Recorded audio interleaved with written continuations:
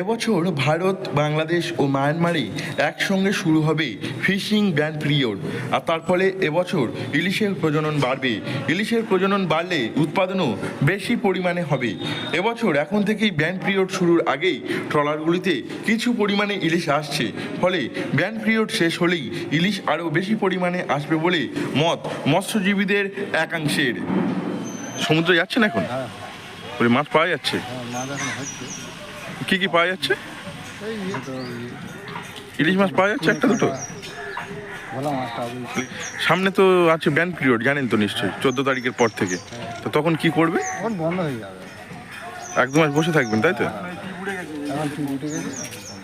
এবারের মতো শেষ? আচ্ছা, তো তারপরে 1-2 মাস এমনি কি বাড়িতে চলে যাবেন বা এখানেই করেন? এবছরের মতো শেষ চালানের উদ্দেশ্যে ট্রলারগুলি প্রস্তুত হচ্ছে। সূত্রের খবর, এবছর ভারত, বাংলাদেশ ও মায়ানমারে প্রায় একই সময়ে থাকছে ফিশিং ব্যান পিরিয়ড। সামুদ্রিক মাছের প্রজনন বৃদ্ধির জন্য মাছ ধরার উপর ফিশিং ব্যান পিরিয়ড থাকে। তবে এতদিন বাংলাদেশে এই সময়টি আলাদা ছিল। বাংলাদেশে এতদিন প্রতি বছর 20 মে থেকে 23 জুলাই পর্যন্ত মোট 65 দিন বাংলাদেশের সামুদ্রিক জলসীমায় মাছ ধরা বন্ধ থাকত। ভারতে সেই সময়টা ছিল 15 এপ্রিল থেকে 14 জুন পর্যন্ত 61 দিন। মায়ানমারে সেটি ছিল 1 এপ্রিল থেকে 30 জুন পর্যন্ত। যোগান একটু বাড়বে বা কি মনে হচ্ছে? মাছ যদি বাড়ে তাহলে মৎস্যজীবী সংগঠন,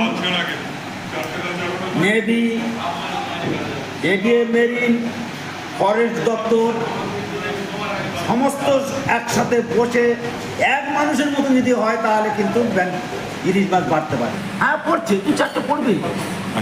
ও মন পড়বে না, 2-4টে পড়ছে। তবে এবার দুই দেশের সঙ্গে তাল মিলিয়ে বাংলাদেশেও 15 এপ্রিল থেকে 11 জুন পর্যন্ত 58 দিন সব ধরনের মাছ ধরা বন্ধ থাকবে। ফলে বঙ্গোপসাগরে মাছেরা অনেকটা সময় পাবে। তবে এই সময়টাতে প্রশাসনের সর্বস্তরের সঙ্গে মৎস্যজীবীদের যোগাযোগ ও সুসম্পর্কের ভিত্তিতে এই ব্যবস্থা আরও উন্নত হবে বলে মনে করছেন মৎস্যজীবীরা। এ নিয়ে মৎস্যজীবী সংগঠনের পক্ষ থেকে হারাধন ময়রা জানিয়েছেন, ব্যান পিরিয়ড শুরু হলে প্রশাসনিক নজরদারি জরুরি। সেই সঙ্গে মৎস্যজীবীদের সচেতনতা বৃদ্ধি হলেই তবেই বাড়বে ইলিশের উৎপাদন, যা ভবিষ্যতে মৎস্যজীবীদের খুবই উপকারে লাগবে। এবছর ব্যান পিরিয়ড শেষ হলে মৎস্যজীবীরা জালে বেশি পরিমাণে ইলিশ পাবেন বলে মনে করছেন। দক্ষিণ 24 পরগনা থেকে নবাব মল্লিকের রিপোর্ট, লোকাল 18 বাংলা।